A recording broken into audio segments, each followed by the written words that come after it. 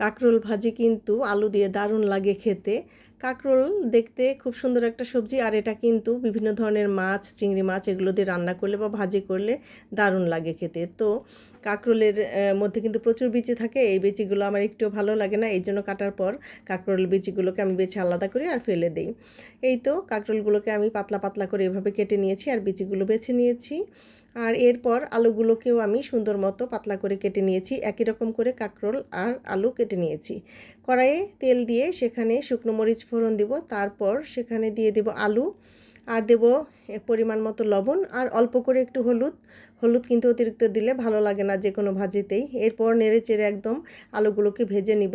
লাল লাল যখন ভাজা হয়ে আসবে তখন দিয়ে দিব কাঁকরোল, লবণ আর বেশি করে পেঁয়াজ কুচি।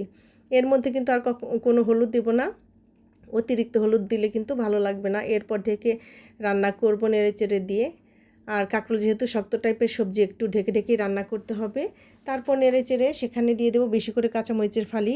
কাঁচামরিচ বেশি দিলে কিন্তু ভাজিতে ভালো লাগে। এরপর ঢাকনা দিয়ে ঢেকে ঢেকে রান্না করে নিব। আর এই তো ঢাকনা খুলে নেড়ে চেড়ে হাই হিটে বেশ কিছুক্ষণ ভেজে নিলেই সুন্দর কাঁকরোল আলুর ভাজিটা রেডি হয়ে যাবে। দারুণ মজার একটা ভাজি। আর ওই যে কাঁকরোল আর আলুতে লাল লাল দাগ হয়েছে পোড়া পোড়া, এটাই কিন্তু ভাজির টেস্ট বহুগুণে বাড়িয়ে দিবে। আশা করি আমার রেসিপিটি ভালো লেগেছে।